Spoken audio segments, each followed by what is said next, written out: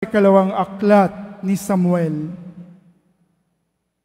Noong mga araw na iyon, nagkaisa ang lahat ng angkan ng Israel na pumunta sa Hebron upang makipagkita kay David. Sinabi nila, "Kami laman ng iyong laman at dugo ng iyong dugo. Nang si Saul ang hari namin, nanguna ka sa mga kawal ng Israel sa pakikipagdigma. Ipinangako sa iyo ng Panginoon na gagawin kanyang hari upang mamuno sa kanyang bayan.